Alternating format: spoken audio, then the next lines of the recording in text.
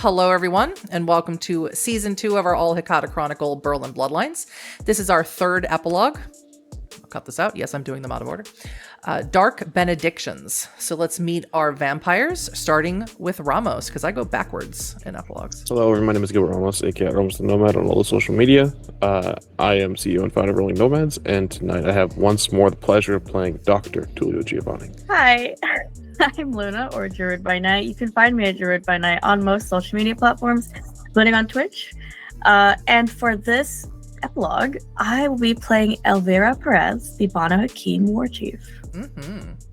And if you don't know who Elvira is, then you should go watch Echoes of Blood, because every chronicle that comes out on the Huddyverse is connected, which is fun for people with my type of brain. Hannah.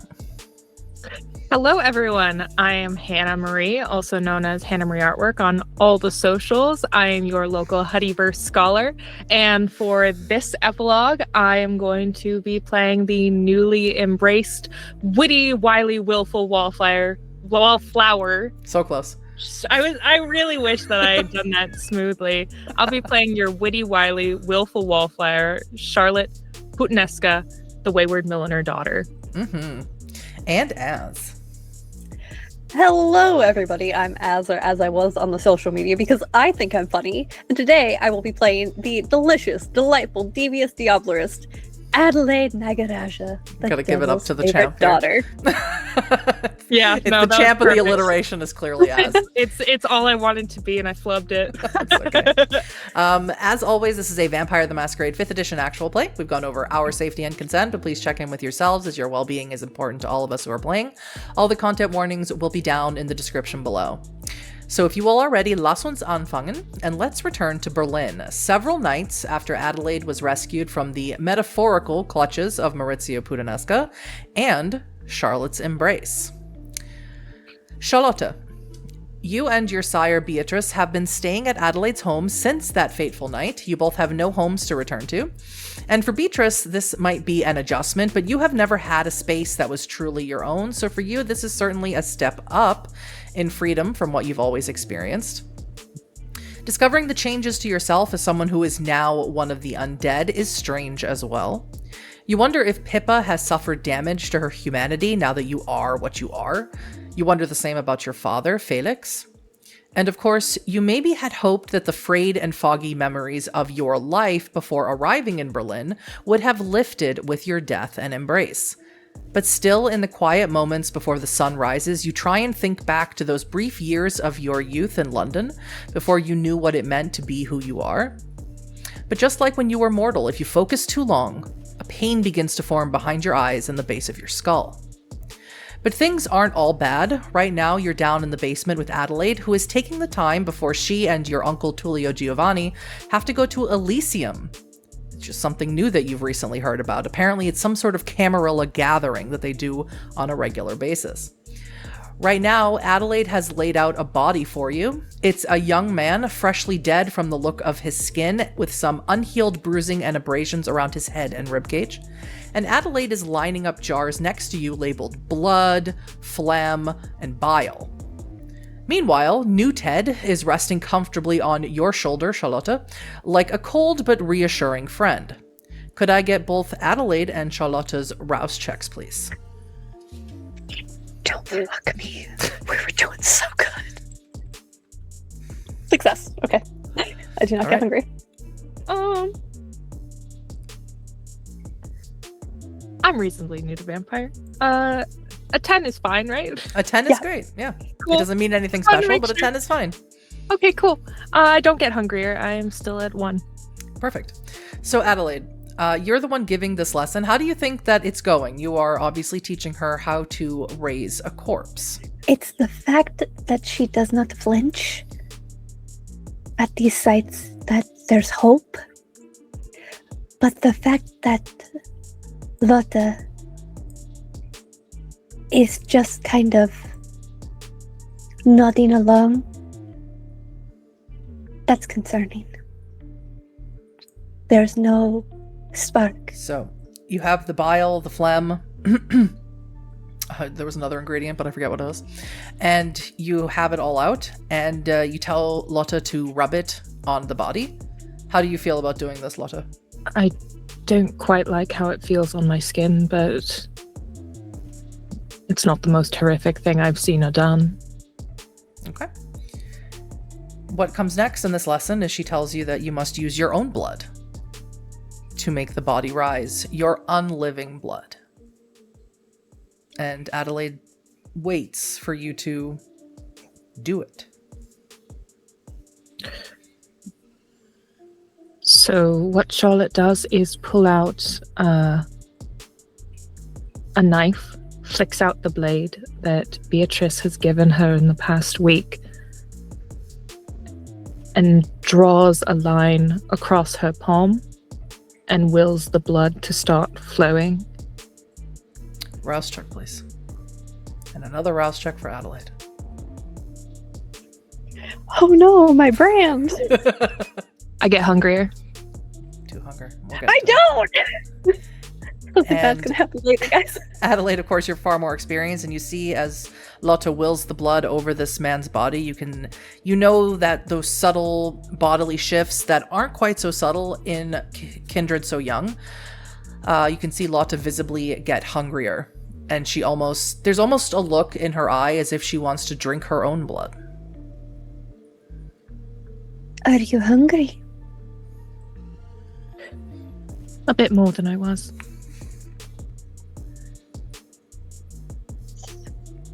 You need to keep that in check. Especially where we're going tonight. Apologies, Auntie. What did they tell you? You told me to Adelaide. call you Adelaide. Now tell him to get up.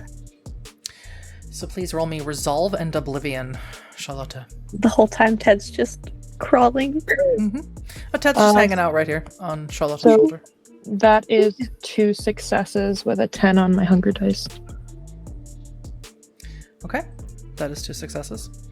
And the corpse does sit up. The eyes are cloudy and glazed over. And it's very rudimentary, Adelaide. With only 2 successes, it can do only the most basic of tasks. And it moans and it groans and it waits for instruction. For your first attempt, it'll do. Did I do something wrong? You can't expect to be good at everything the first time. She looks genuinely confused and almost a little distressed at that. What? Nothing. I'll do better. That is not what I asked. What is wrong? You just did something you could not do a week ago.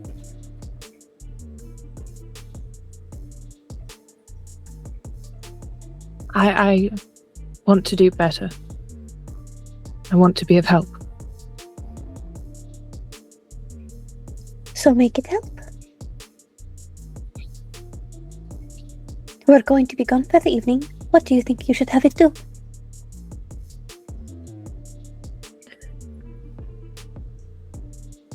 She tries to think of something very simple.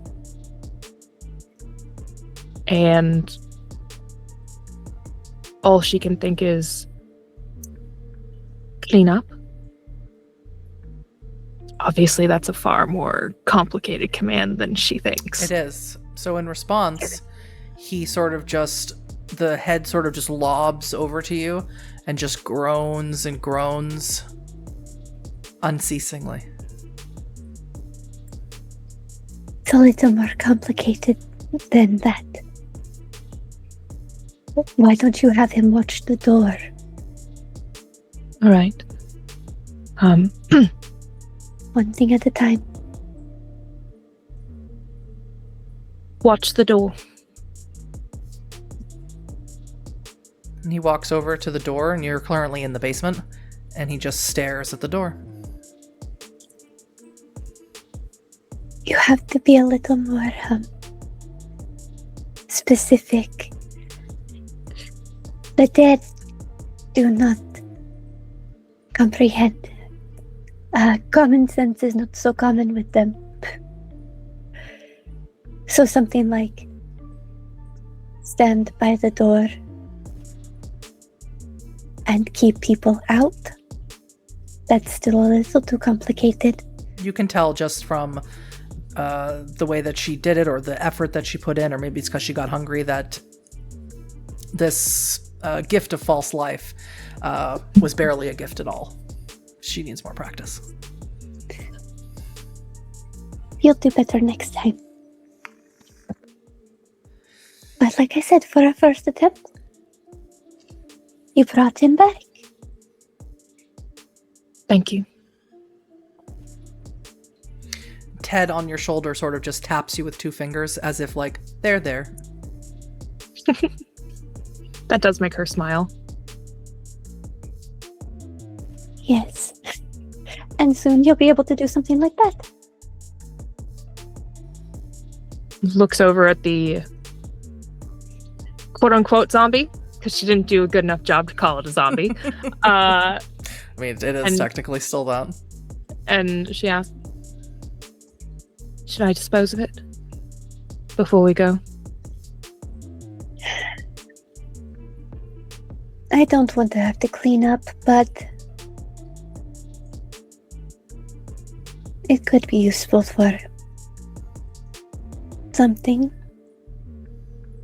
I could also remain here to practice. No. Practice requires supervision in case something goes wrong. Lotta, this is something that Adelaide cannot teach you, but that Beatrice taught you. You can destroy it if you wish. And she is going to walk over to it and almost place like a tender hand on the side of its face. And I'm going to use Ashes to Ashes. And make a rust check. That's a success. I don't get hungrier. And a stamina and oblivion roll. You just need 2 successes. Stamina and oblivion. And as you do that, Tullio, you arrive to Adelaide's in your Elysium best. Can I have your nightly rouse check, please? Absolutely. We keep in the tradition. I get hungrier. So you are at 2 hunger as you arrive. And excuse me? Twinsies. And as you arrive, before you can knock on Adelaide's door, Beatrice, dressed in what you would describe as a new age goth attire, with a cable knit sweater, a corseted belt, and a long flowing dark skirt, nearly runs into you as she leaves. And she says, "Oh, Tullio, cousin, no, still uncle, I suppose. I'm sorry. I forgot you were also coming over." It's quite all right. What's the hurry? Where's the fire? No, Akua sent me a text message to come to Cleopatra's to discuss, finally, the idea of me leading the Puttanesca on this side of the camp, I suppose you'd say. I see. Congratulations. Don't congratulate me yet. It's just the discussion. Akua seems very focused on eliminating the other camp as quickly as possible and squashing this war as fast as possible. So it's not a very high priority for him. Well, Kua is wise. His priorities make sense to most. It's interesting that you would say he's wise. I don't know if he's wise or if he just sees much.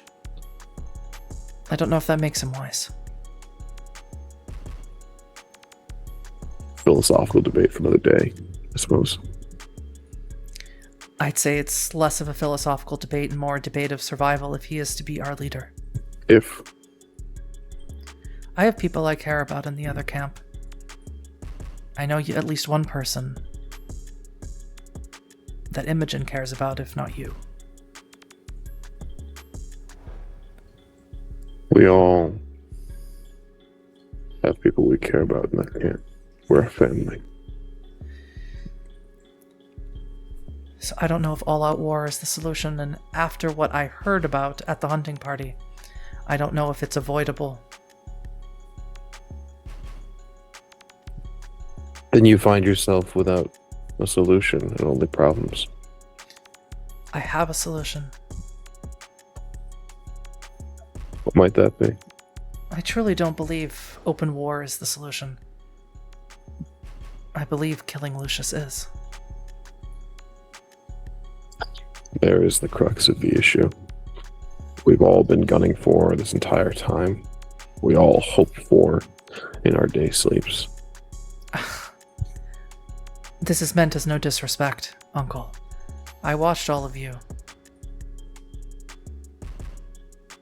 meet with Lucius at the execution when Carla was executed.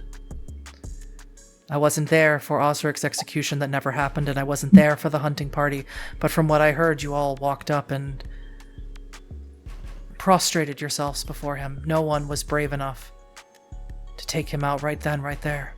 Yes, it might have cost them their own life, but what is that if not the best for the family?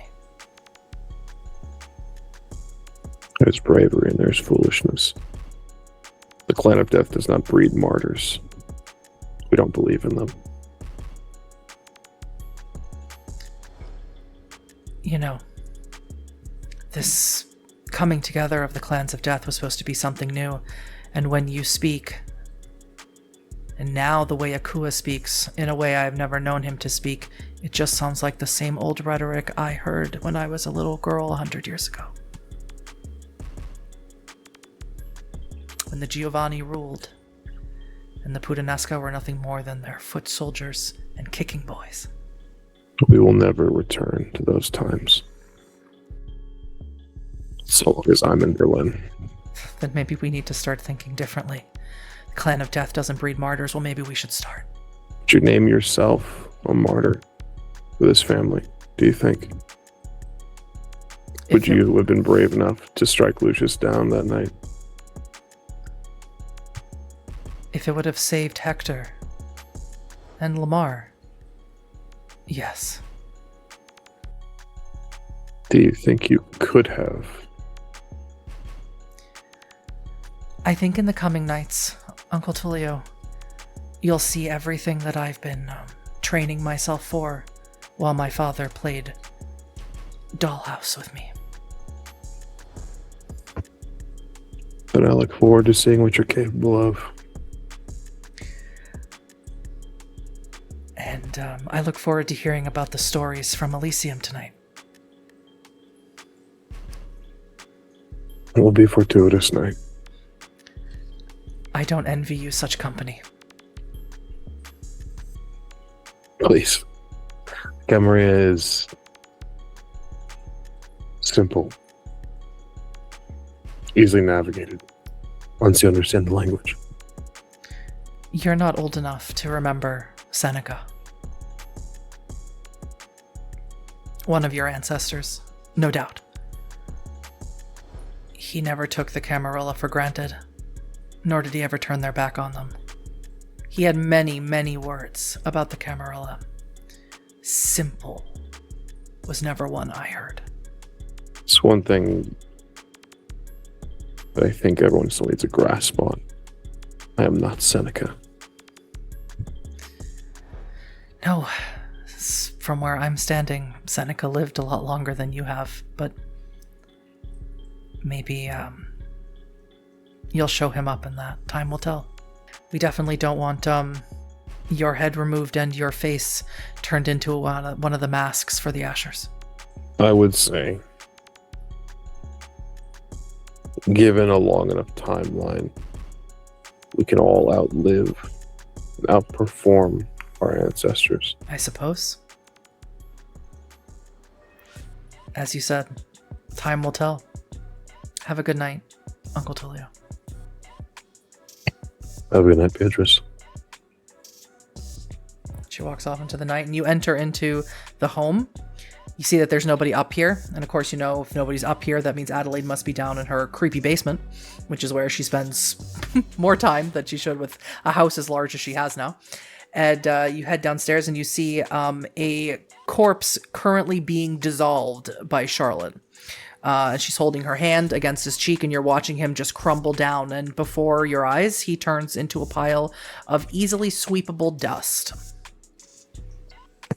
As I'm walking down the stairs, I'm just making sure to make myself known by calling out, just, Adelaide, dear cousin, I'm coming downstairs. Make yourself decent, please. So you enter my home without knocking? You invited me tonight, cousin. And Beatrice let me in. Well then. Go get the broom then. That was very well done, Letta. Thank you, Adelaide. You're welcome. Are you sure you don't want me to get the broom? Wait, hold on. You said Beatrice was leaving. Where? Tullio will emerge with a broom. Where is she going? Oh, she's going to have a conversation with Akua about leading the Putneska on this side of the camp. I only saw the little one and the dustpan. Was there a larger one nearby?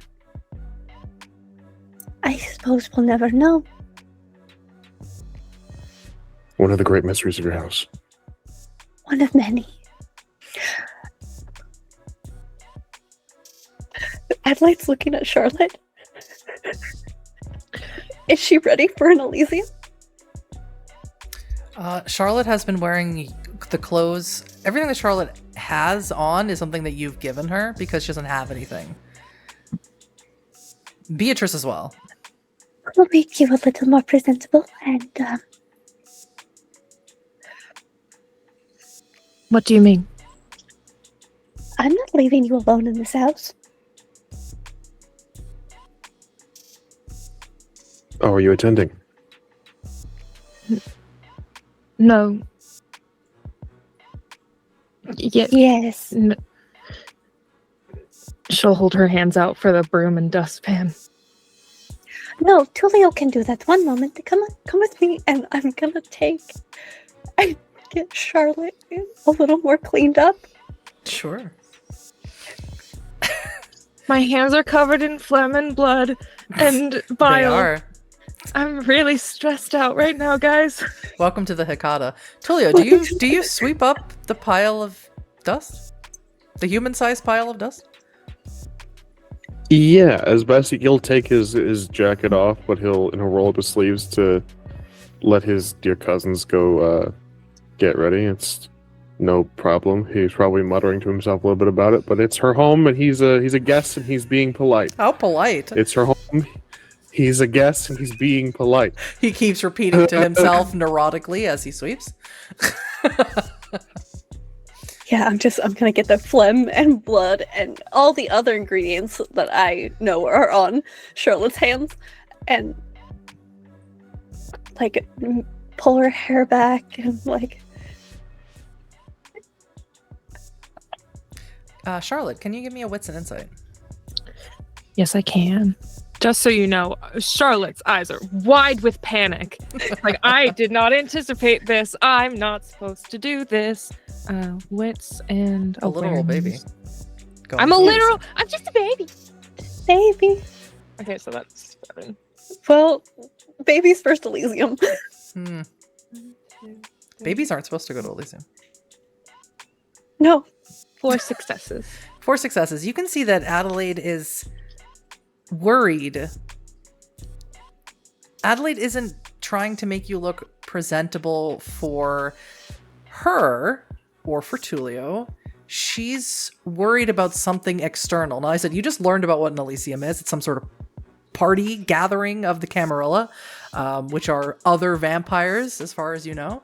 But she's definitely worried about you, about how you're going to look, how you're going to be perceived, greeted, You're not entirely sure, but she's definitely worried specifically about you. You're giving me reason to feel like I should be concerned.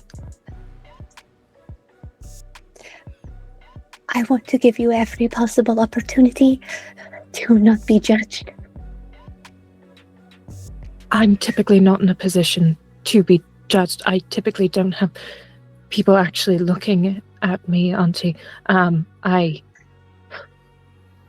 And she breathes out as though to steady herself, that human affectation not quite having let go because she is so fresh and so young and weirdly unprepared for this change.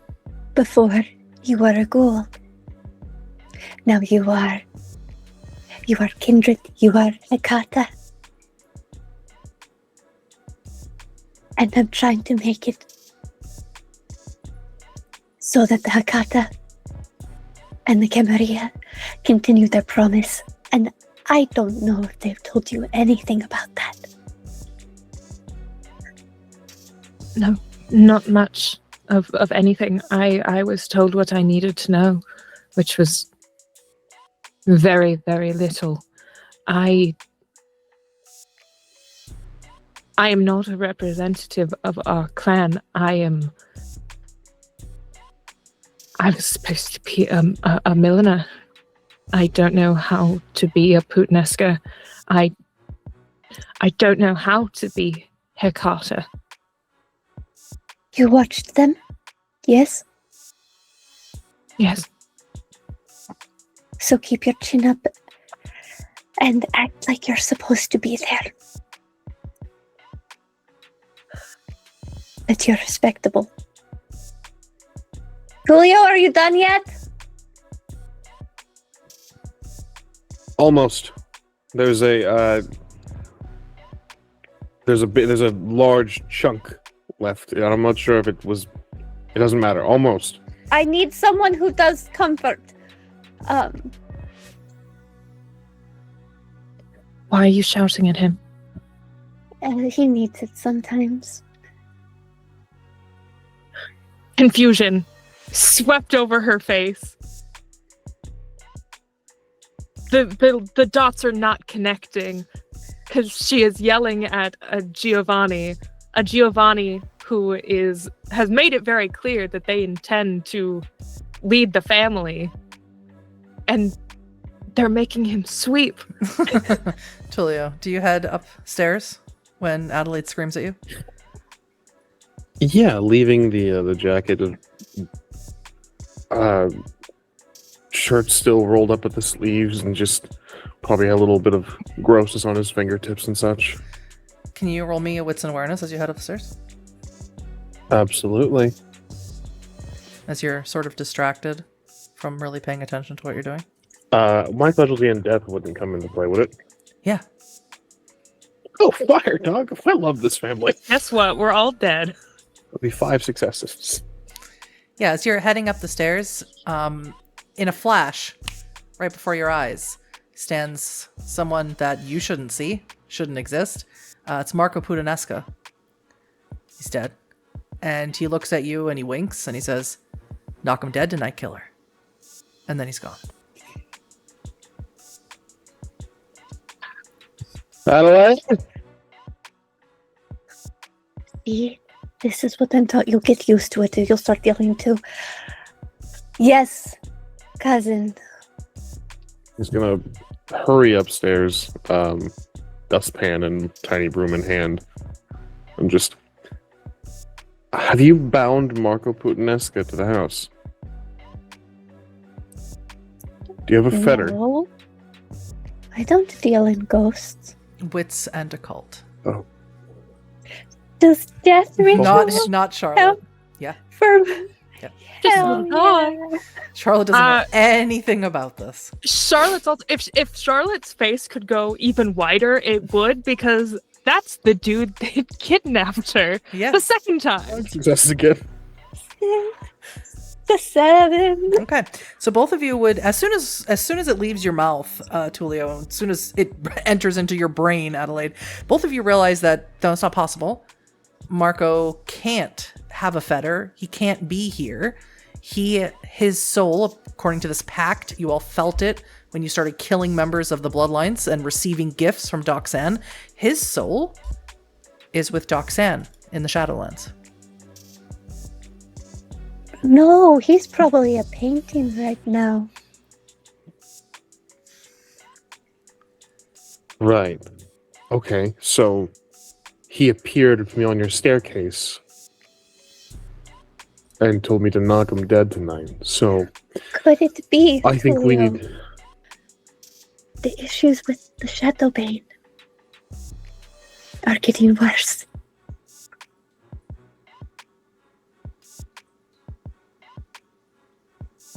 this fucking city.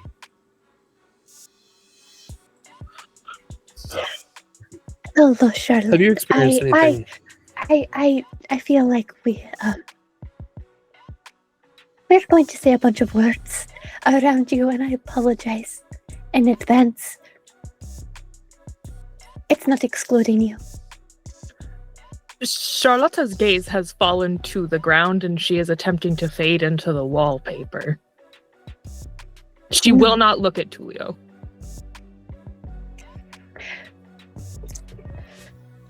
So, the Shadowbane... Have you not had... Please, if you're going to explain... I feel like it's a conversation for the car, but... It is... If I am... This is Huddy's way of... Both of you have Oblivion sight, right? Yeah. Yeah. You should turn it on. Yeah. Well, now I don't want to. I will turn on Oblivion sight. Yeah, so Charlotta, you watch both Adelaide and Tullio turn their eyes completely black, and they look around the house. You watch them both do sort of sweeps of the house, looking at every nook and cranny, and you see no ghosts.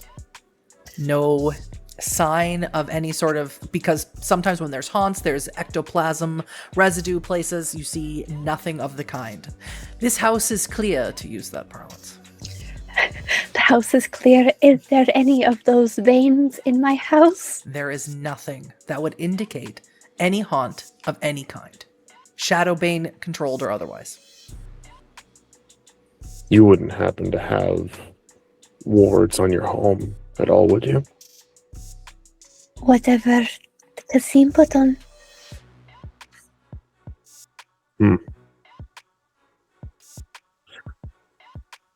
All right. Well, So not a ghost. Not a Shadowbane issue. this is a ritual. Charlotte, do you know how to use your... Is that something that you were given by Beatrice? No, but if you're worried about spirits moving between places, that might be something. To compel spirits, Charlotta, you need a fetter. And according to them, there is no fetter to be had. And that's when the clock, one of the very nice kukuksor that are in this house, which is a cuckoo clock, which is a very famous part of the Black Forest and the Schwarzwald, the opposite side of the country, makes these clocks, goes off. And you realize that Elysium has already begun and you are not there. We need to go now. You said, are you sure that I can't stay here? I am quite sure, and Adelaide's going to loop her arm around Charlotte's. Why don't I drive, and you and Tullio can talk? And he can catch you up on things.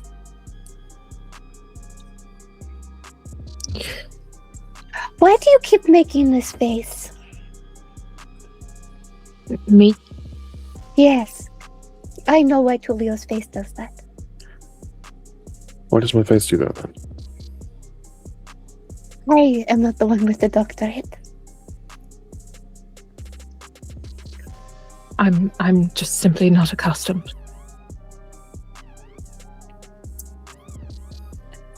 The first step is to act like you are. And go from there. Before you all head to the car, Ted coming, yes or no? Yes. Okay, He's my hair clip. perfect. So he assumes the position as you head to the cars. And little Edgar, coming, yes or no? Absolutely. Okay, he's hiding in your beard and hair per usual, sort of just hanging on to the back of your neck. Hopefully not eating anything. You think not? God. All right, so you drive with a little bit of I can't think of the word, but yeah, sort of expediency to Elysium, which is at the Charlottenburg Schloss, or the Charlottenburg Palace. And Tullio and Charlotta, you're in the back seat, and you may have a conversation if you like. You seem very put off. I'm sorry. Are you uncomfortable? I'm simply trying to be respectful, Uncle. It's good practice for Elysium, I suppose. But there's going to be plenty of time to mask your emotions and be uncomfortable. Why don't you just try to relax for the time being? And I will take Tiny Edgar and just hold him out to Charlotta. She'll smile a little bit and just like put a hand up. And he sort of looks at your hand, and he looks back at you, and he's like, what am I supposed to be doing here? You're a small, fuzzy creature. There is a young woman that is upset and clearly in distress. Please, just be cute. I mean, Is it beneath? I'm already cute, but you're saying you want me to, sit in her hand or something? I don't do comfort as well as Adelaide thinks. If you could kindly just... I mean, this seems like something you should get a regular lemur for, that you don't feed your blood, but okay, I guess so. And this conversation is happening where the monkey is talking to Tullio, and Tullio is talking back to the monkey in, like, it's almost like animal talk to each other. And then the monkey reluctantly crawls into your hand. Charlotta was watching this entire time without surprise, just with these big doll-like eyes that almost feel like they're looking through you. Like she's picking you apart piece by piece as she's trying to figure out how best to give you what you want. So in relation to that, she'll smile as though charmed by this little creature that she genuinely, honestly could probably give two shits about. And slowly starts like smiling and laughing as though she's really opening up. And little Edgar turns to you, Tullio, and he says, terrible actor. You're going to have to do much better in Elysium. Both of you. Well, we're ironing out the kinks, Adelaide. We're just... What is making you so uncomfortable? I don't want to do anything wrong. You're not going to, then. That isn't precisely. And she stops herself. No, I won't. Why don't you... I can't help you. This is going to sound maybe very clinical when I say this, but this is something they teach you very early on. I can't help you if you don't tell me what's wrong.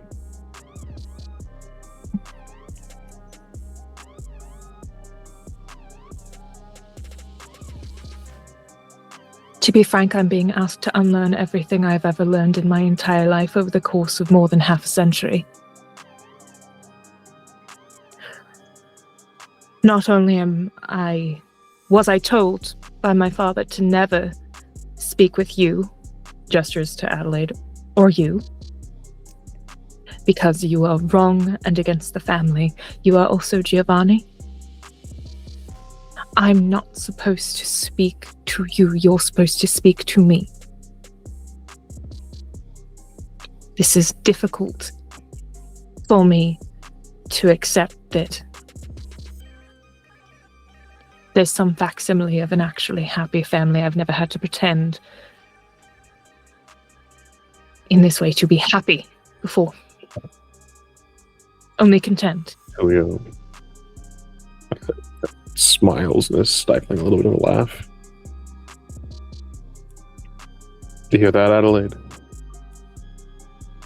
I'm a Giovanni, and I should not be spoken to. Only responded to. It seems that your father's influence and the father before him and the father before him keep wiggling their way in. Because it's that precise attitude that is why we are all here. Because that Giovanni supremacy stood so well for the Hecata the last time it happened. You have to admit it is a little funny. No, I see a girl whose life got completely taken over. I do not know what it means to be a ghoul, but I've spent the past week watching you not know how to be. So at least in the confines of this car, in the confines of my house, you are free to figure it out. But when we walk in that door, it's a united front. No matter how much you and I squabble, it's a united front. Yes, that is the sum of it. We're going to, it's not exactly as you were taught. It's a lovely degree of respect and a fine change of pace, in my opinion. But you don't need to be afraid to speak to me. No one else is.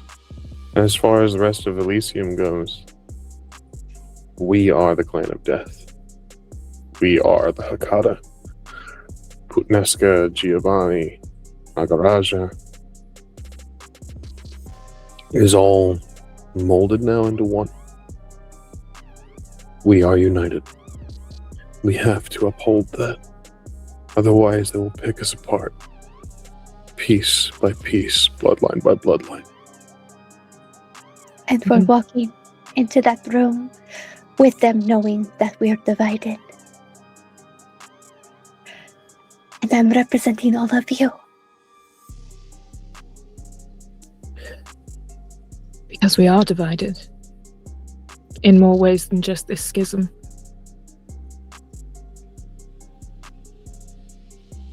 You have a grand dream.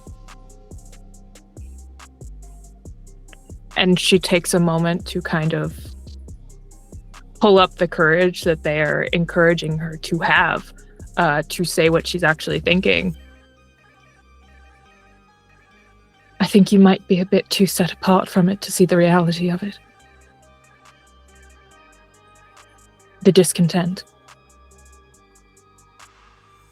The true degree of squabbling.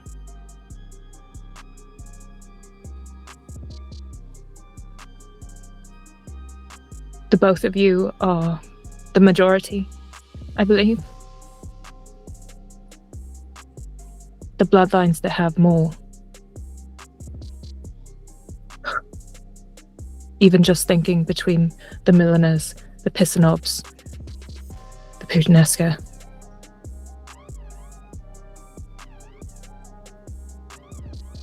Charlotte grew up hearing back and forth and listening at every eve the tiny microaggressions to the grand vitriol and hatred between the heads and the lessers, and hearing a united Hecata over and over and over. It's just a joke. Yes.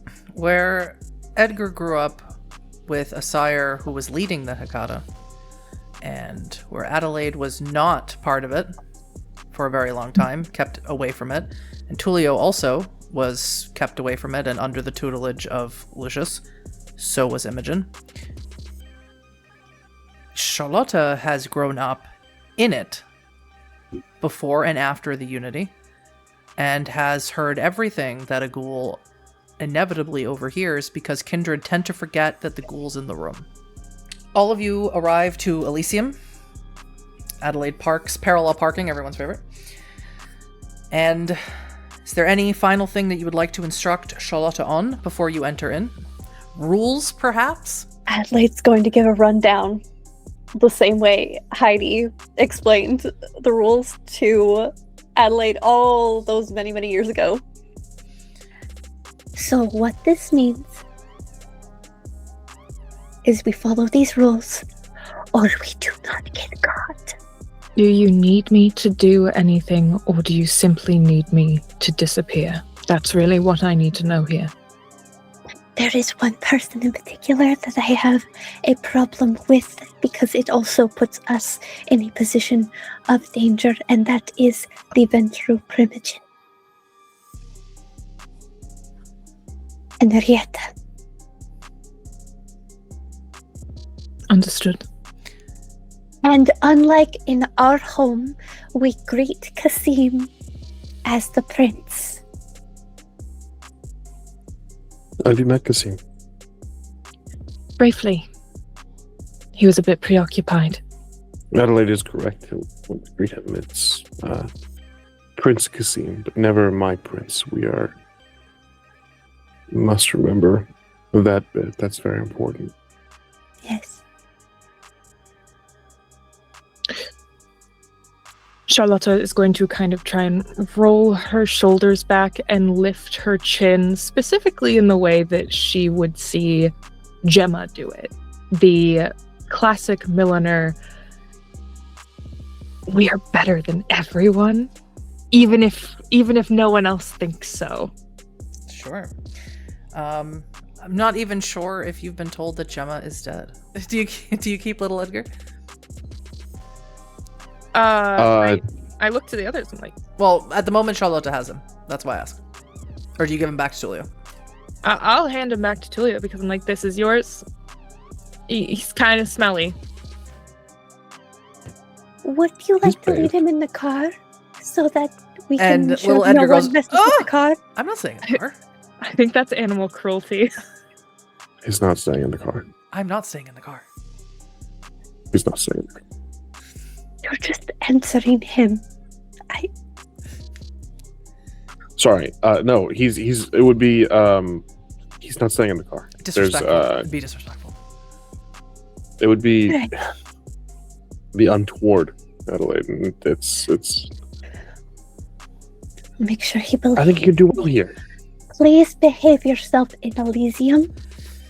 I have food to bargain with should you decide not to want to I do that always of your behave own myself. volition. I don't know what she's talking about. Yeah, I like, always you know- behave myself.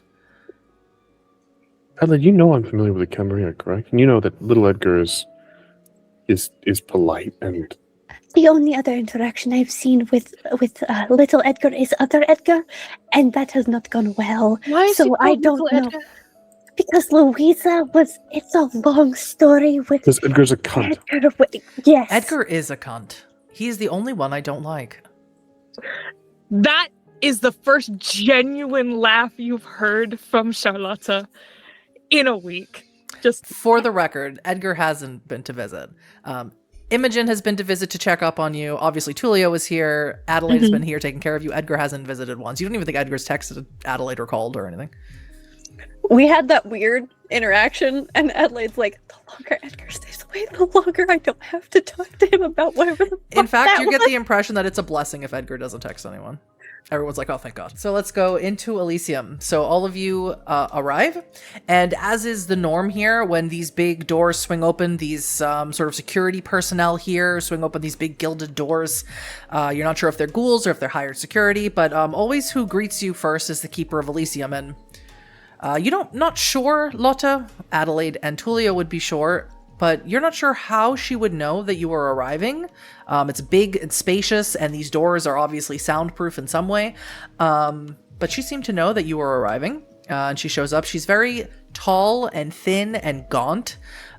She's very dark eyes and dark hair that's very kind of stringy and looks almost wet, you think. And she's wearing a white, off-white lace dress. She looks very, very like banshee-like, I guess you could say. And she smiles at all of you and she says, "It is nice to see you again, representative of the Hecata." It is nice to see you again as well, Keeper of Elysium. And making sure I say the name right, it's Sibylla? Sibylla Dawn. Mm-hmm. Dawn means thorn, by the way, Andrew. Cool. How are you this night, Sibylla? I am here. Mr. Giovanni, it has been quite a long time since you have graced us at Elysium. Family keeps me very busy, Miss Dorn, but it is a pleasure to finally be back in your presence. Oh, save your flattery for someone far more important than I. And I see that you have brought a guest. I shall be sure to introduce all of you. This is Charlotta. I believe that is what she believes.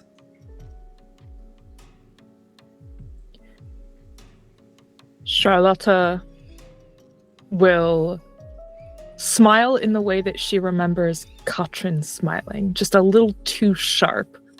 Not necessarily with her fangs, but just it's a cutting smile and just, I do believe so. Charlotta Putneska, if you wouldn't mind. Thank you. I don't mind. There are people in this world who might. Please, if you'll come this way. At current, you are a bit late. And the war chief is gracing us all with a dance of her time. That is wonderful. Please lead the way. And she starts walking, and all of you walk in, and the Elysium is pretty lively. There is music being played that is quite old-fashioned, medieval by the sound of it. If everyone could roll me wits and academics. I'm saving my hunger. I'm saving my willpower. I got a 3. Mm-hmm. I'm not spending it on dance.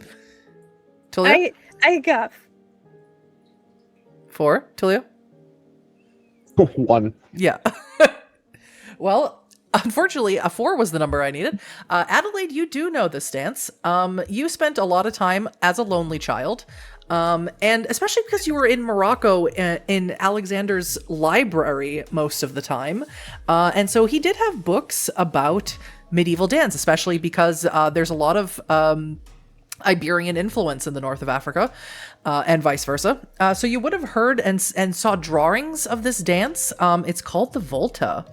And Elvira, you are dancing this at current with your child. And I guess at this point we could say your lover or someone who cares about you very deeply, Sebastian, someone you met about 1,000 years ago. And you have been recently reunited, and you're both wowing really the court with your dance here. It's a very intimate dance. At least to you it is. To the rest of the court, this seems like they're watching a play out of time, because it's not fast paced. It's not like a flamenco, but it is intimate in the way that you keep eye contact with each other throughout the entire dance. And as you step and turn, and as he lifts you from the left to the right, there's a lot of intimate touching that would, in your time, in the Spanish court, would have been seen as quite scandalous. Usually it was saved for courtesan dancing. But this is you dancing here with Sebastian. And as it comes to an end, he sort of gives with a flourish, where he comes behind you, and instead of lifting you up, he instead lifts your arms up, so that his arms go here, and you both clap at the same time as the dance comes to an end. And the crowd absolutely, for Elysium, for as sort of nonchalant and aloof as they are, get pretty animated with their clapping.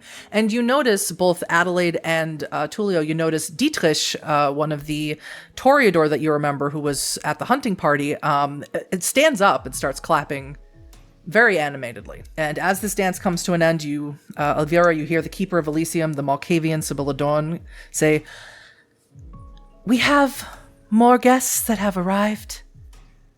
To the court of Berlin, I introduce the representative of the Clan of Death, Adelaide Nagaraja, accompanied by Mr. Tullio Giovanni and Fanny." Oh, Elvira, after this dance has finished, has looked to them when Sibylla introduced them, and is now not looking towards them, not acknowledging them, and more so speaking with Sebastian and saying, well, looks like our esteemed guests have arrived. Yes, I had heard that Hecata have quite a large presence here in Berlin. I guess I had to see it to believe it. 3 people does not seem large to me. Suppose not, though if one is a representative, then they should know their exact numbers. I suppose. Are you planning on letting Kasim go ahead with this promise? Or are you going to persuade him that allies are better suited elsewhere? I will take the measure of these members of the Clan of Death and make my decision based off of that. I would expect nothing less of you, Madonna. I'll be by your side for anything that you need. She smiles and nods and absconds from the dance floor to her place where she typically will wait to be approached and greeted. Now, where do you think that the war chief would name her place when Elysium is held here in the palace?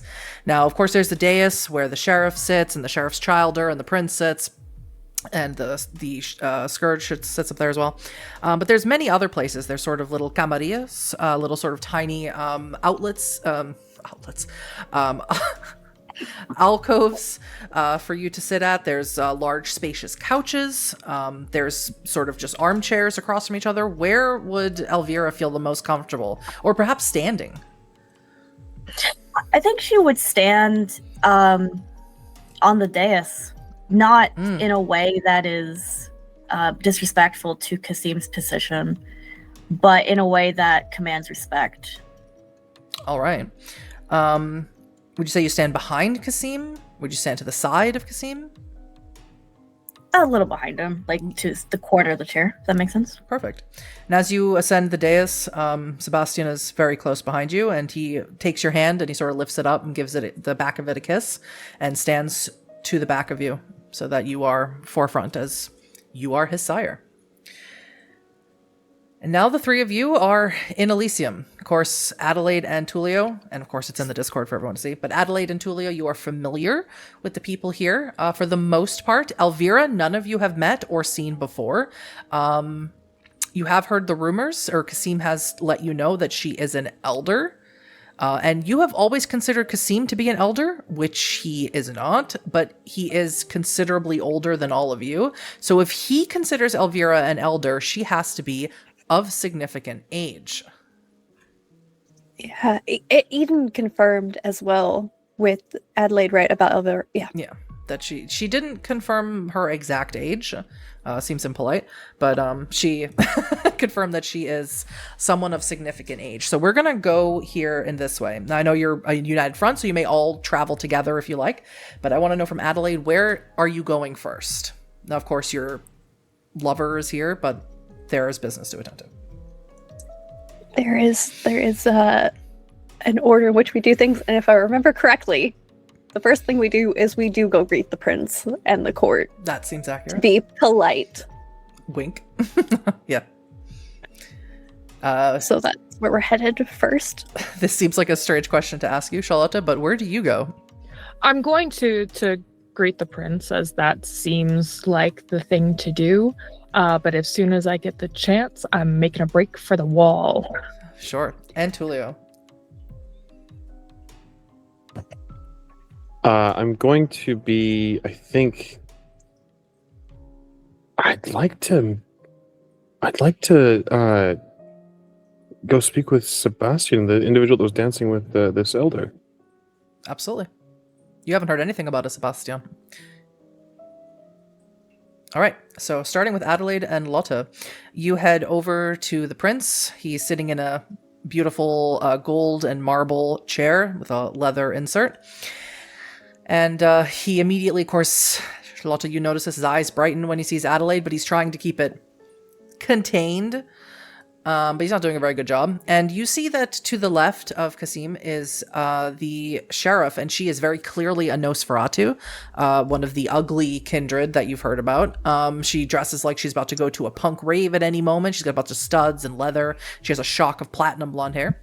And right behind Kasim, a little bit to the side and to the right, is this very striking woman who was dancing along with her partner, whose hair is white. Maybe it's blonde and just looks white under this really low lighting here, but it looks white. Prince Kasim? And he goes to stand up and stops himself, and he goes, Representative Adelaide, it is nice to see you. It's a pleasure to see all of you this evening. And Fanny, was it? I call her Charlotte. Of course.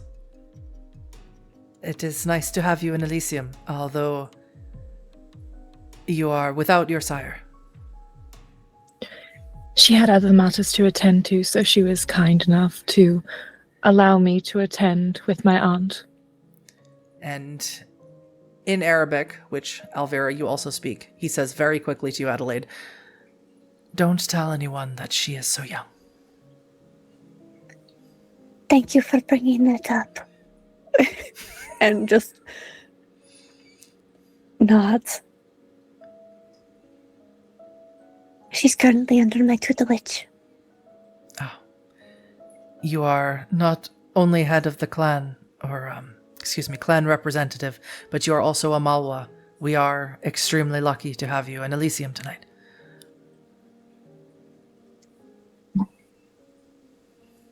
And I'm gonna look at Heidi and then look at the rest of the court that's here and kind of just gauge reactions. Yeah, they're looking at you like pieces of meat. Yeah. Yeah, head held up. Well, it's important to make sure the next generations do not repeat the mistakes of the past, no? Yes, speaking of, Huddy is here tonight. I do believe he is here to, I believe that he promised me he would offer apologies for allowing anything untoward to have happened to you while in his care. I shall take the time to speak with him then. If you find the time. I have found that, punishing him by not punishing him is quite effective.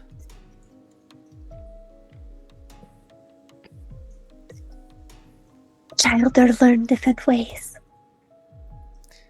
Yes. But please don't let me keep you from your duties tonight. I see that you walk with purpose. I do. I would love an introduction to your war chief, if someone would not mind.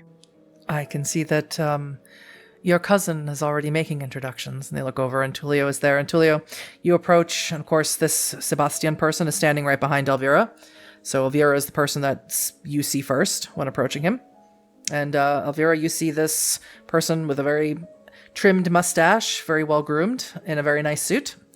She's raising an eyebrow as approach. Good evening. Excuse me, I assume you had heard our introduction, but wanted to come by and introduce myself personally. Dr. Tullio Giovanni at your service. My service. Careful, doctor. I may call upon that quickly. Fitting for a war chief to need a doctor, I think. Perhaps. Not making pleasantries with the prince, I see.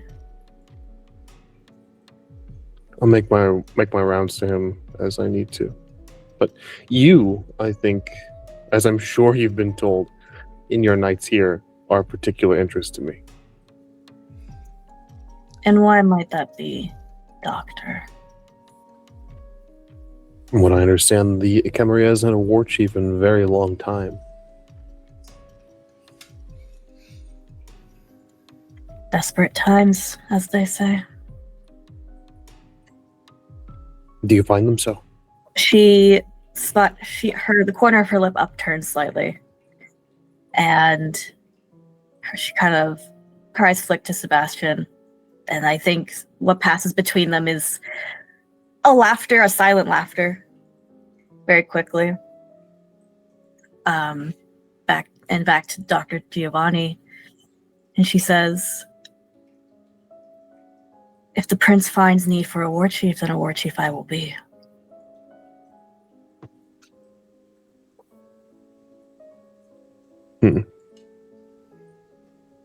So until then, you sit on your hands? Sebastian sort of clears his throat. I do not believe that you want to see what the lady's hands can really do, Doctor. Suppose, depending on the rules of Elysium, that could be true. But forgive me, I've heard so many whispers of you. There's rumors that you are older than any in Berlin. There are rumors that you are powerful. There are rumors that you are untouchable, even.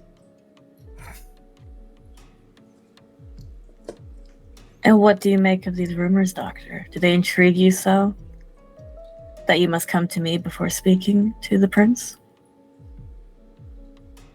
Does this offend you? Doesn't offend me, though it makes me question. And I have many for you, for the representative, and for the other that you both have brought.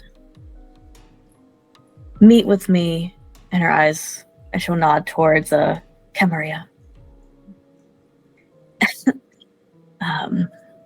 Meet with me in 15 minutes. I wait with bated breath. He'll give a small bow. And War she'll just... Did you remain on the dais, or do you go into that Camarilla? She will take Sebastian's arm and head to the Camarilla. Okay. So as late as you finish giving your proper greeting to the prince, you see that Elvira is walking away and Tullio is descending the dais. So Tullio did something to make Elvira walk away. What did, if I might ask really quickly, during this interaction, I was hoping to watch Sebastian and see his gauge his reactions. Make me a wits and insight, and I'll tell you exactly what you would have noticed about the both of them. If you roll. Excellent. I only need 2 successes for you to have noticed. Well, Adelaide. And you can roll this roll before Adelaide throttles you. 5 successes, again. Yeah. You would have... Something about the two of them you would have noticed, strangely, reminds you of this person that no one has asked Huddy about. Penelope. An ancient, essentially to you, vampire that your cousin Edgar brought back from Hamburg. You were with him. And that Aelin got out of torpor. That she was thousands of years old. Where she doesn't act human in any way. They don't really blink, and they don't really give away any telltale signs of body language. The smirking that Elvira did was so purposeful and intentional that you could almost see the wheels turning behind her eyes to make her mouth do that on purpose. Because for Sebastian and Elvira, those are human things that they've forgotten centuries ago, if not a millennia ago. Is everybody else on that dais as well? All the Primogen? No, they're scattered around the room. The only other people on this dais is the Scourge, his 2 childer, Amir and Isadora, and Heidi's 2 childer, Mads and Demalwoth, the mole. I am going to acknowledge them because they're also my go-between. Mm-hmm. So just kind of nod, and then go hunt down Tullio. Yeah, doesn't take you long to catch him. He gets to the bottom of the dais, and you can catch him. Making his way to Kasim, so I imagine they would meet in the middle. Remember the discussion we had on the way here? Yes. Remember the specific plan I had laid out? I do. Did you also throw it out the window? No, and I'll step closer and kind of reach for Adelaide's hands, not touching her, letting her touch first. And just put on the facade of just like two happy cousins, kind of, just like, again, putting on that united front, two happy cousins smiling, so on and so forth, and just kind of say, I have not thrown your plan out the window. I just had something personal I need to check with, and I'm going to check with Kasim as well. But I'm on board, Adelaide. Have some faith, please. I'm going to go make introductions. Don't ruin this for me. Before we take a short break, as you're having this conversation with Tullio, Adelaide, what's an awareness, please? Yes. As Tullio's trying desperately to get you to just hold it together. Yeah, I got 5. As Tullio tells you to just relax, that he's working an angle, everything's going to be fine, you sort of, in frustration, sort of look to where Elvira had walked, and you see someone you shouldn't see. You see a starkly white porcelain mask with one black eye and one white eye. And they sort of take a deep bow at you, and then they disappear. Whereas Adelaide wasn't touching Tullio, the minute that mask went on, it's still smiling, it's still looking, and then it's a death grip on Tullio's wrist, looking at what I assume is thin air. Yes, and the visage of Nicola Asher is gone. Tullio will look in that direction and just say, "Who?"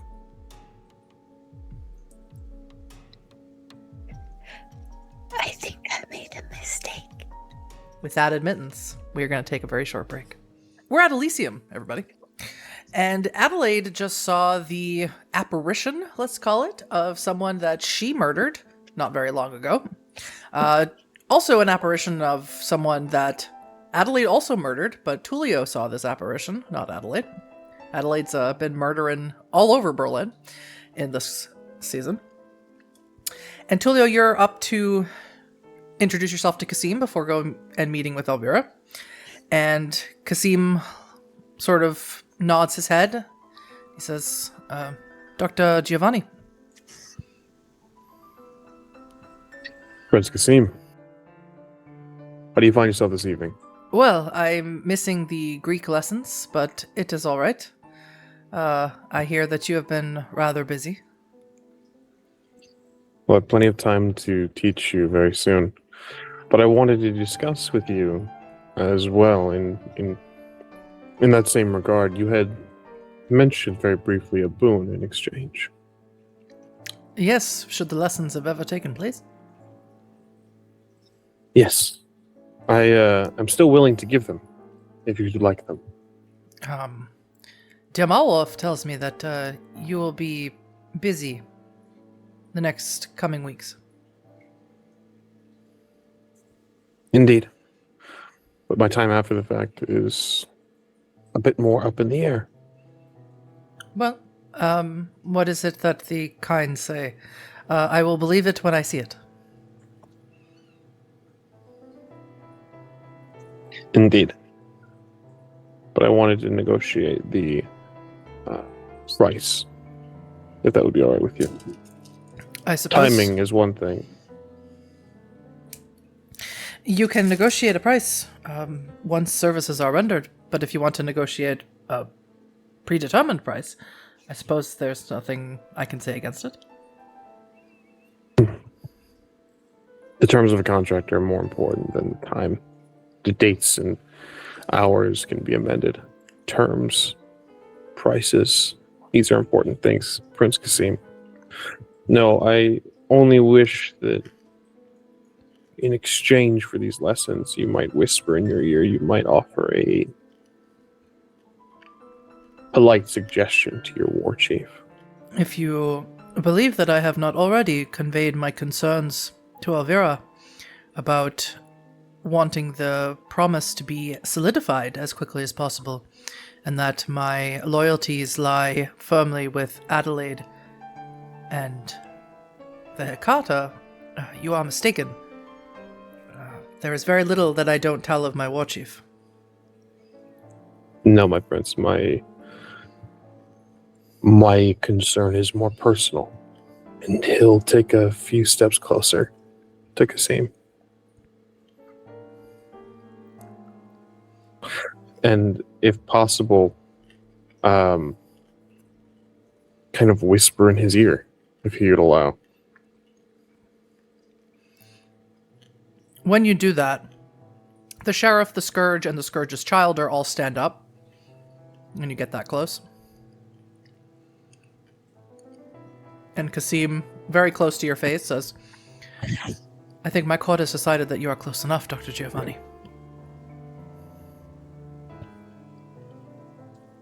What I have to say is very personal, Prince Kasim.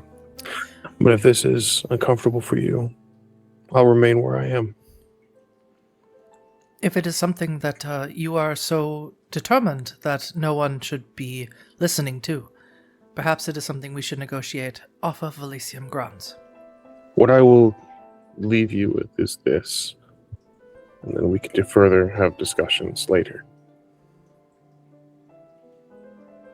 As you know, I am a skilled doctor, a surgeon, and a researcher. And I've stumbled across something that I think might be of interest, not just to my family, but should I be successful in its synthesis, may help the Camarilla as well, and offer to help solidify our promise. But I would need something in return to set me on the right path. A portion of this would be the price I would ask for your Greek lessons. A small, simple price. And what price would that be?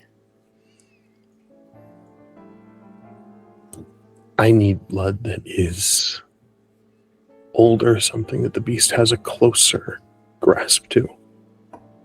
And as of right now, you command the oldest kindred in Berlin. I'm sorry, Dr. Giovanni, for teaching me a language that my sheriff's childer tells me I can learn on an app of some kind, which I don't know what that means.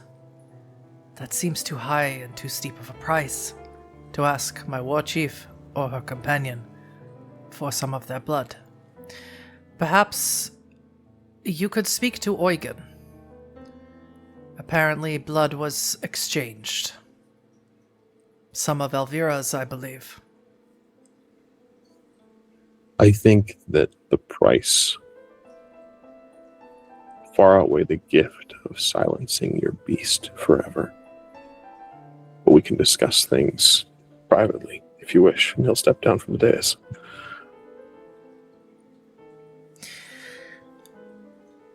So, Adelaide, Lotta, and Tullio all head to the Camarilla, the little closet, to where Elvira is. And Elvira, how are you presented in this room? The way I imagine the room is, it's essentially, is there a door or is it curtains? There's curtains. That's what I figured. So the curtains are parted as she's sitting with Sebastian. And she's not fully lounging casually, but she's comfortable in the seat, just speaking with him. Not purposely whispering, but inside voices for the Camarilla. What weapons are you brandishing, if any? She always has her daggers on her. Okay. Where are they situated on your person? I would say they're in garters under her dress. Okay, so they're not visible. Mhm. Okay. Sebastian has none, as he does not have the privileges that you do to carry weapons. Like you and the sheriff are the only, and the scourge are the only ones who do. So these three enter in, and Sebastian stands up and sort of holds the curtain for all of you to pass through unimpeded. Elvira will stand as well to greet them. Representative, good evening. Please make yourselves comfortable. Thank you. And Sebastian closes the curtains, unties them so that they close. I am Elvira, the Camarilla Berlin's war chief. As you said, I am the representative for Clan Hecata. You can call me Adelaide. It's a lovely name. Thank you, my father gave it to me. I understand. I have already spoken with Mr. Giovanni. And you. Doctor, please.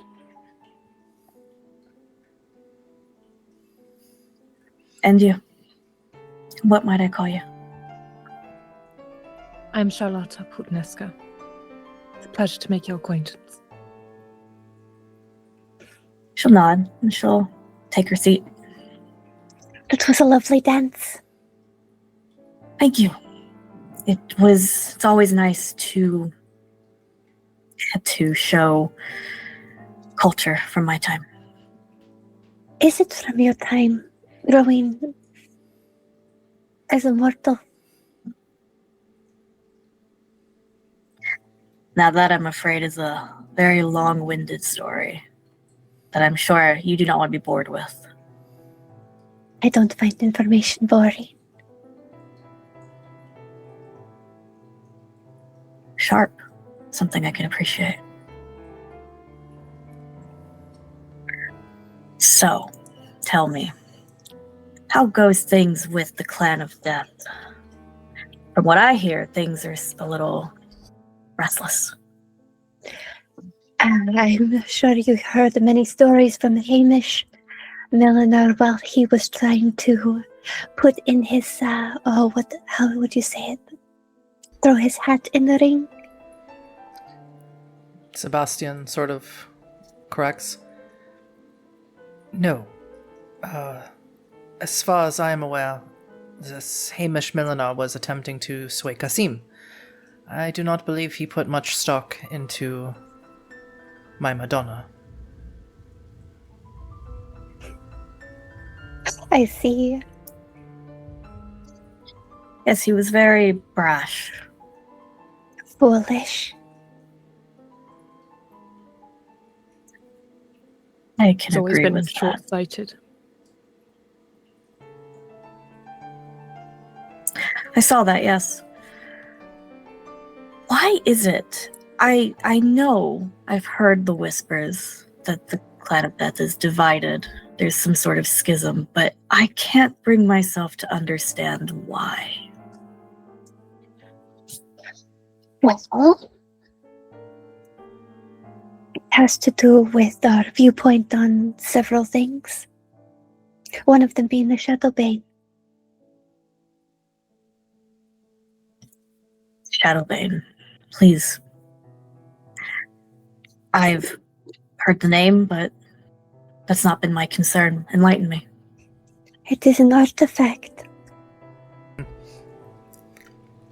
Everyone gets to roll against Elvira. Elvira does know what the Shadowbane is. Elvira witnessed Vio place it inside of their body. Yeah, that's the thing. I'm like, oh, I know so much out of character. Elvira, manipulation, and your dice pools are massive. Manipulation and subterfuge, and everyone else wits and insight. So Charlotta's a bit preoccupied because that's a 1, and my dogs are freaking out. I will tell you what you're preoccupied by in just a moment. What, Tullio? What? 6? 6. 4. I got a not messy crit Mhm. for a total of 4. Okay, Adelaide, you maybe Oh think. wait, no. Oh, No. 5. 5. That All is right. not a 1, that's an onk. We're going to go lowest to highest. Charlotta, you don't know what they're talking about. And you can't pick up any subtleties. Whereas Tullio can notice that Elvira doesn't necessarily act like the rest of them. To you, they all sort of act the same. You see very little life and humanity in all of them. But Tullio and Adelaide can tell the difference between someone very, very old and someone their age. You notice someone that they don't notice. You notice a ghoul sort of up against the wall in the darkest corner of this room. You could tell that he has red hair that's graying. And he looks like he's just waiting to be called. And this is something you recognize, of course. This was your entire life. Now, he could be a blood doll. You're not entirely sure. But that's who you see. Adelaide and Tullio, you both, when you mentioned the Shadowbane and Elvira says, I've never heard of it, there is a very slight shift, oh so slight, in their very even way of speaking that indicates to you that that's not true. Are you familiar with the Dragon of Peacock Island then? The Dragon of Peacock Island, that is a name I have heard, yes.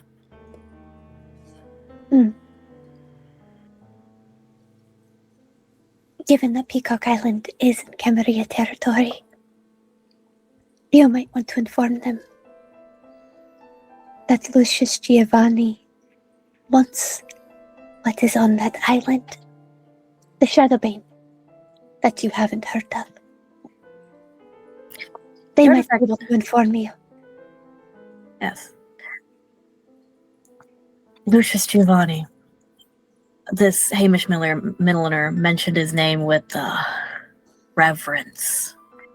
Is reverence owed to someone who wants the Shadowbane? For someone who would divide their family? I'll let you draw your own conclusions, War Chief. When one wants to ascend to something that takes away all other options, I don't believe that worship would be my choice, and it is not. Yes, I've seen kings rise and fall. The falls are typically very dramatic. The fall of this particular crown is something I would like to not see come to fruition, as it could take the city with it. Which is why I want to renew the promise. Sebastian sort of crosses away from the curtains where he's been standing, goes back over to be nearer to Elvira. You notice, Charlotta, he goes and he takes this man who's in the back corner and sort of brings him forward and has him sit down near Elvira. He says, of course, we appreciate your own struggles. We are all kindred. We all have our battles to fight night to night, but our concern is bringing Berlin to a good place before Elvira and I abscond somewhere. We will not leave until certain debts have been repaid, and one of those debts is a woman named Sahira. Do you know her? There's an actual snarl that comes out of Adelaide at the name Sahira. My apologies. That was impolite of me. There's no need to apologize to me. It only tells me the information that I needed. It's very clear that you know Sahira more personally than, well. What do you know of her movements, her dealings, the way she operates? She kind of leans in.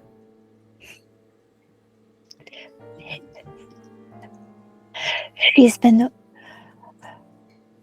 working towards something. When it comes to the anarchs. And as you said, but for the other side, Lucius's side, some of them have begun to work with her, with their SI creations. I don't think you are awake for that part of Berlin's history. I would not like to see it happen again. This informs you, Elvira, that Adelaide knows more about you than you have shared, which seems likely that Kasim has shared more about you. There's a palpable pause, I think, that washes over this inlet as she chews on this information. Gilgal Industries. Does that name mean anything to you? Yes, it does.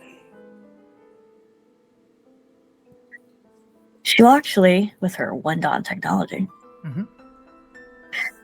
Pull out a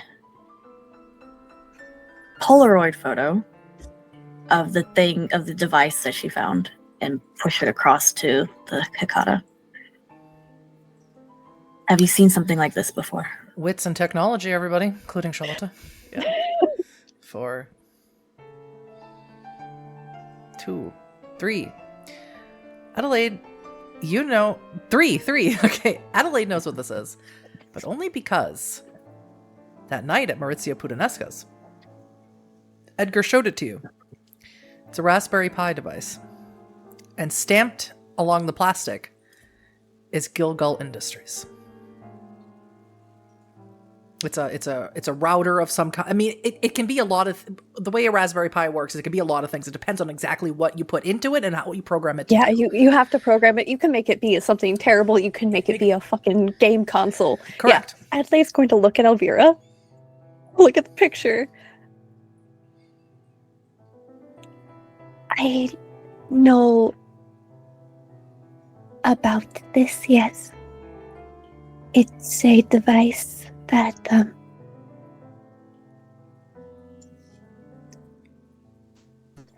I believe the SI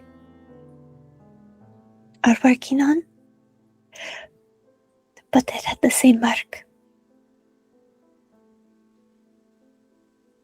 I see. I've been, as you can imagine, trying to learn the technologies of this modern age. This one perplexed me. But knowing that this Second Inquisition is using it, well, that helps. That's helpful information. Hecata representative. I know that you came here with a purpose to solidify your promise, but surely you must understand that from the war chief's position, and yes, it should be the prince's position, the safety of the Ivory Tower depends on the elimination of Sahira and her ilk from the city, more so than the squabbling of the Clan of Death. Do you know what it is that she plans to do? You say you know that she's working on something big. Do you know what it is? This is the player not remembering if I put it together as Adelaide or as me. You put it together. I put it together. Actually, Adelaide. you all witnessed it in your Elder Chronicle, but Elvira was there and heard it. Yeah. So, no, Adelaide wouldn't know, because Adelaide wouldn't know who Urshulk is. No. So we're just going to go off the base information I remember from the Thin Bloods. She was trying to create something. That's all I know from the time that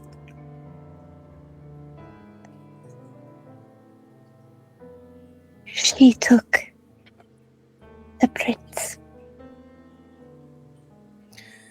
Yes, I was And- informed of this.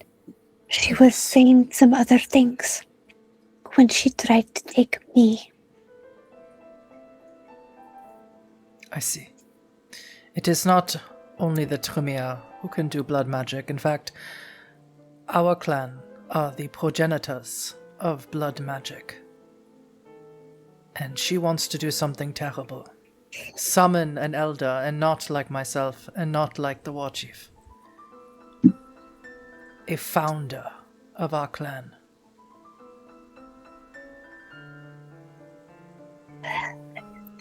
The last elder that I spoke with besides you was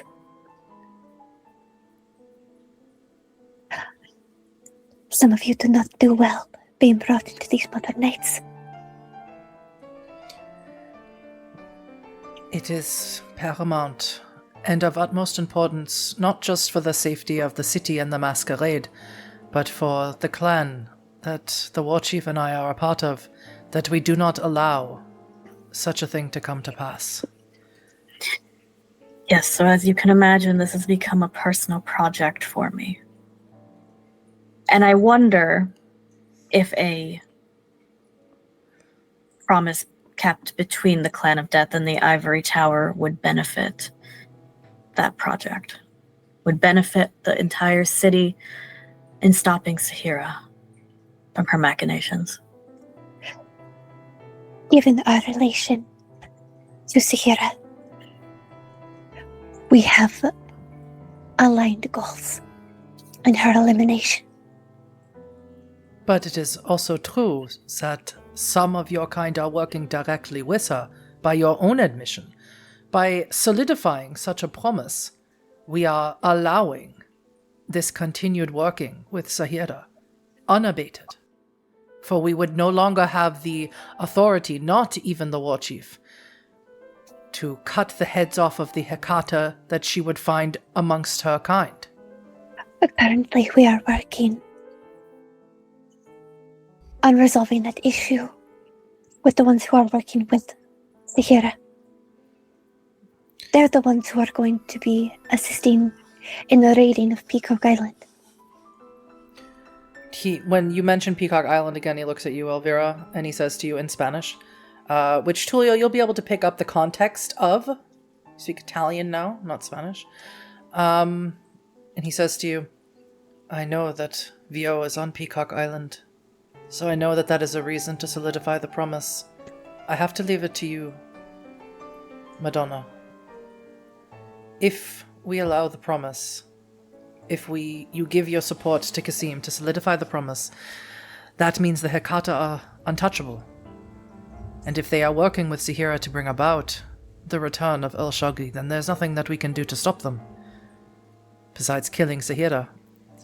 But I understand that you want to protect Vio. I want to protect Vio. I will say this. An ally of Sahira is an enemy of mine. If our goals align there, then that is a good first step. However, I cannot afford to have these Hecata working with her untouchable, especially if they plan to raid our territory. Is there a way that they can be quickly dispatched? Do you have warriors amongst the Clan of Death? I have heard of this Bahari. We do. Currently, anyone who is not working with, shall I say, our side in Hecata will meet the death that we are so known for. According to the head of the Hecata. She nods to Adelaide and then looks to Dr. Giovanni and Charlotta Putnesca and says, I've heard from your representative. I've taken in her words. Have you anything to add? Charlotta is going to look very calm and put together and keep her chin up as she says, the Clan of Death is a force in the city.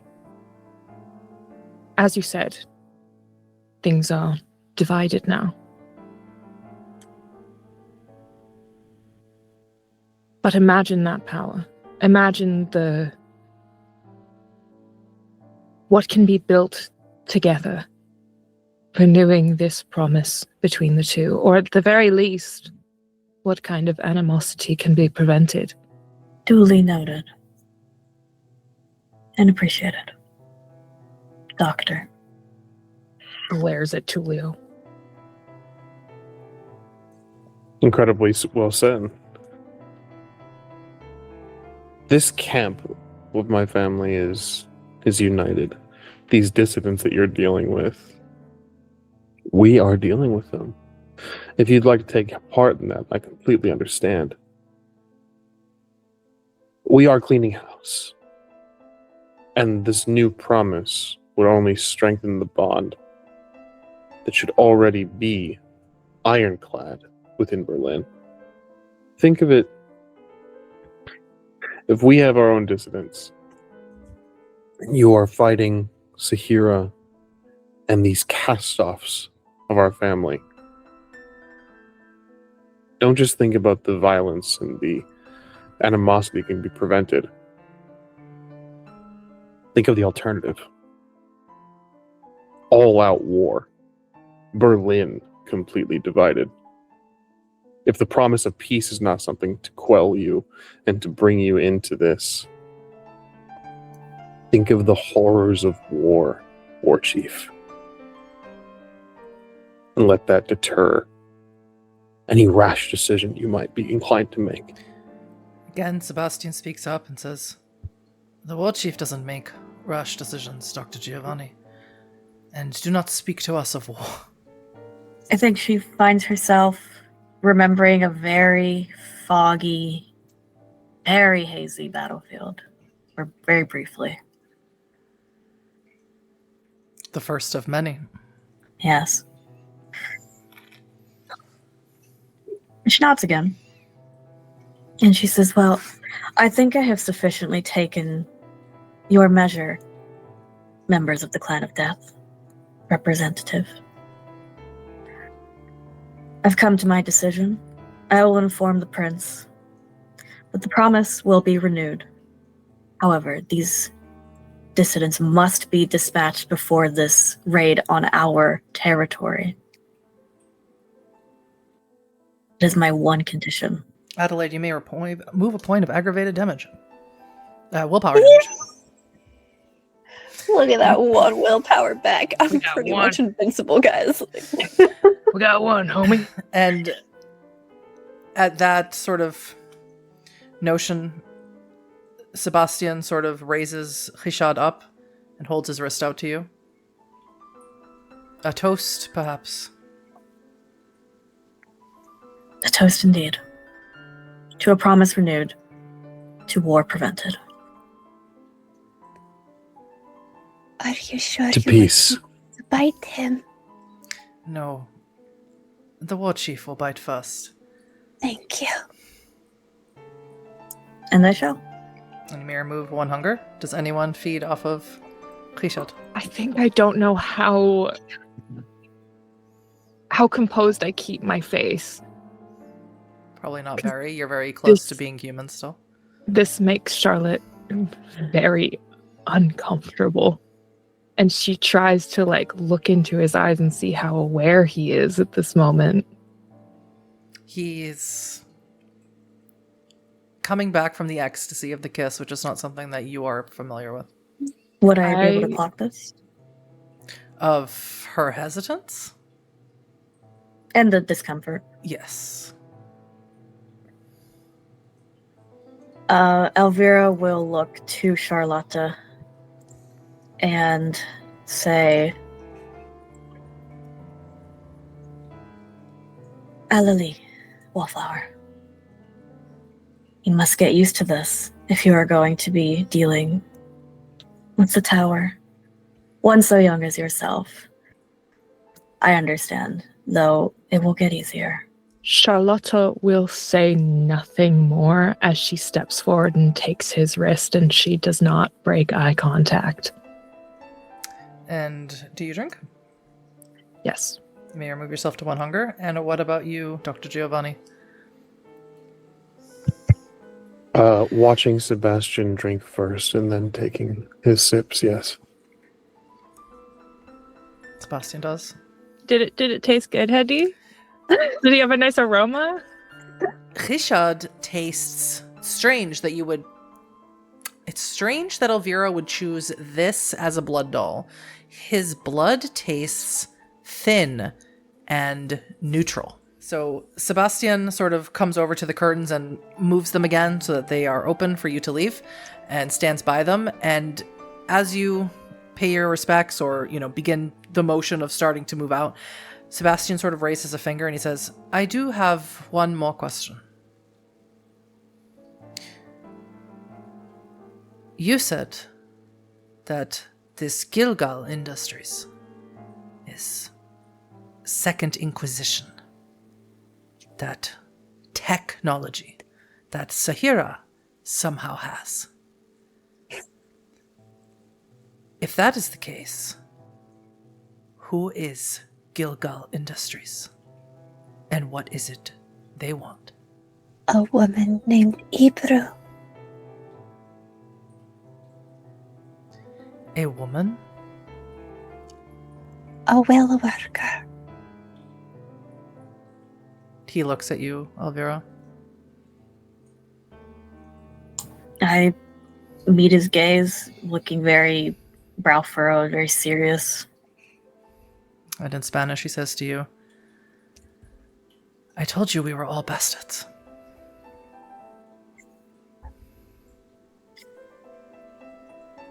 Does the prince know? Have you informed him? I have told that there is an issue with them and Hecata. Seems like pertinent information to share. No? Yes, With allies, no less. yes. Tell me, War Chief, the last time that you were on Peacock Island, you said that they were brandishing automatic weapons, dressed in tactical gear of the modern age. Is that correct? That is very correct, yes.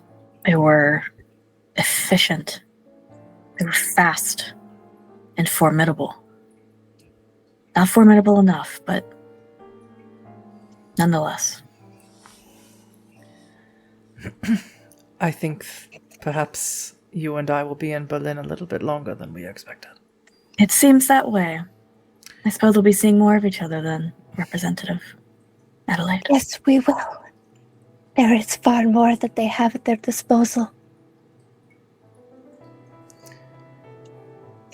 Sebastian sort of does a little bow and goes back over to stand by Elvira. Thank you for your time. It was an enlightening conversation. I do have one more thing I would like to speak with you on, if you don't mind. Of course. We're still kind of in the alcove. Mm-hmm. You haven't left yet. The curtain is open, however. While you speak of infighting, for us, you potentially will have that on your side as well.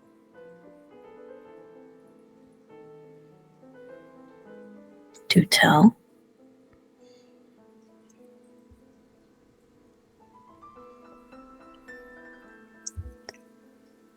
You cannot please everyone.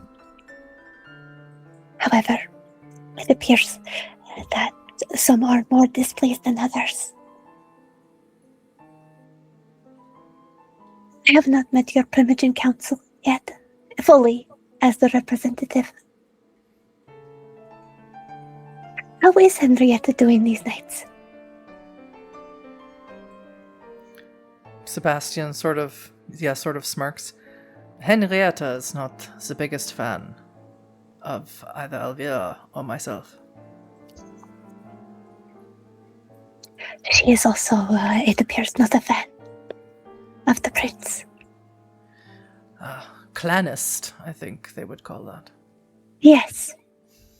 I wouldn't know anything about that. Certainly not. There's something in the works. I don't know what it is, but I thought you should be aware. At Elysium, Representative, there is always shadow play and political games being played. Very often there's little that one can do until the act has been unfolded. Yes. We appreciate the information, but the war chief has mind on war. Politics, that is for someone else. There are certain things in politics that can lead to war, which is why I wanted you informed. Thank you so much for your time. Charlotte, as this conversation has been unfolded, you can't take your eyes off of Richard. You're not sure why. He's not being poorly treated, but he is being treated like a spigot. Sebastian then settles him back down on the couch. He's dressed very nicely, seems to be well fed and everything of that nature. And please add a touchstone onto your sheet. Give yourself a dot in humanity. And all you know that his name is Richard. Before they turn to begin walking away, the last thing Elvira will say to Adelaide is, "Stay sharp. You'll need it." And Adelaide smiles with all her little shark teeth. Always. And then when they're a beat away, she'll turn to Sebastian. "I like her. I don't like Dr. Giovanni." I've got a feeling that he's rather awkward. Do you remember when the Malwolf wouldn't stop talking about that famous billionaire who is super awkward all the time? I tend to tune those conversations out, but yes. He's like supposed to be really smart, but also really awkward. No one likes him. Imagine. I like them all. I would love to take him with us to the Iberian Peninsula when we leave, but I don't think we'll be leaving anytime soon, unfortunately. Such a shame. No. Duty calls. Yes. Millennia into our deaths, and still it calls. Charlotte wants to look around for the Keeper of Elysium. She seems to be standing alone by the stairwell that leads up to the second floor, as far away from everyone as she possibly could be, and still be in this room. She wants to approach because she was correct about everyone else. She listened to everyone else's name. And she can definitely see more than Charlotte can. Especially since, in trying to reach back into her memories this past week, she still came up against a barrier. So she will approach and... Guten Abend? Guten Abend. Is there something that I can do for you, Frankie? I believe that you just have, but I was hoping you could elaborate. You see quite a lot, don't you? Much more than I can. Though I'm seeing more and more. How could I possibly know what you see and what I don't? Or what you don't see and I do? You see me more clearly than I can see myself, I suppose. That is your estimation of how clearly or dimly I see things? Is this a guessing game? Is this a word game? It is a guessing game. Why do you call me that? I couldn't possibly know what you mean. Why do you call me by a name that is not mine? My name is Charlotte. I called you by the name that you were born with. I assumed that you knew it. Perhaps that was my mistake. Names are funny things, aren't they? They can change so easily when we are young. Nicknames. Parents give us names, and our sires may give us others. Her eyes just sort of glaze over and drift across the room. Gonna follow her gaze, and I'm gonna activate Sense the Unseen. I want to see if she's seeing any shit. Doesn't require a rouse check. No, it doesn't. Sense the Unseen, you don't see any blood magic in here or ghosts. You think whatever she's looking at, you can't see. What are you saying? Please. I want to see more. I'm afraid that that is not your destiny. Franny, you are not a child of Malkov. You are a child of death. You died. And yet still, you can't let go of death or of life because there's a piece missing. It's trapped. And then she sort of puts two fingers right between your brows. Right there. And you can't pluck it out, can you? No. I don't know how.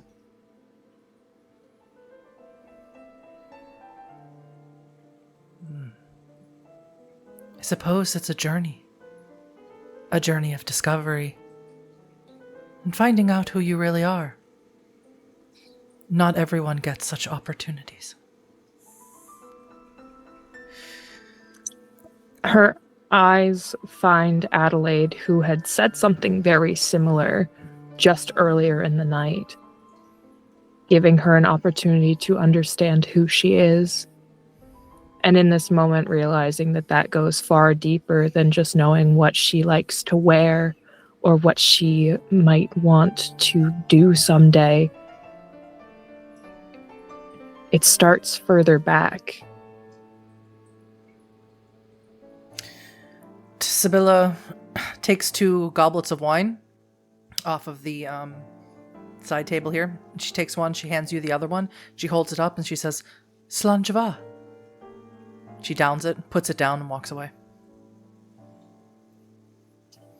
I'm gonna sniff it. Is it wine and blood? It's just blood. Oh, okay. She'll sip at it. Do you believe Charlotte would know what that means? No, what language is it? It's Scots. Slancha, or Slanchava, is cheers. I think she would take a sip and then pause and not understand why she knows it. Just like in that moment of when she sees Kasim looking at Adelaide in a certain way, it makes something inside of her hurt. But the place where the memory that makes the emotion is gone. Mm-hmm. And Adelaide, what was your role? If I turn on Sense the Unseen, would that help? No. Because Sense the Unseen doesn't. I rolled 6. 6 is enough. I was looking for 5. Okay. You notice that, with 6 successes, you notice 2 things. One, you notice that Henrietta has 3 ghouls. They are not kindred. You can tell that immediately. But no childer. And you notice that one of the ghouls drops something that must be Henrietta's because it looks very expensive. It is a pearl drop earring that she must have been holding for Henrietta to change earrings at some point.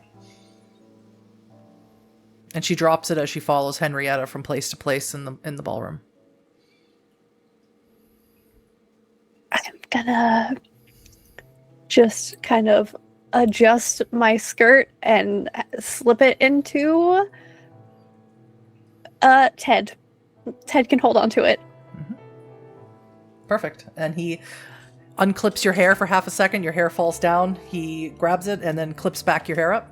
And you have a perfect hair clip, which I have one right here to have demonstrated, but I usually keep one on my microphone. Yeah, we were just adjusting the hairstyle for Absolutely. the evening.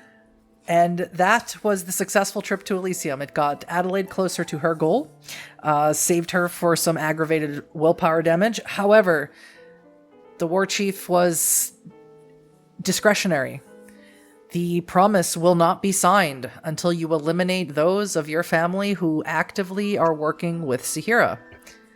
And you believe, with Sebastian and Elvira combined, they will figure out if you are lying about that or not.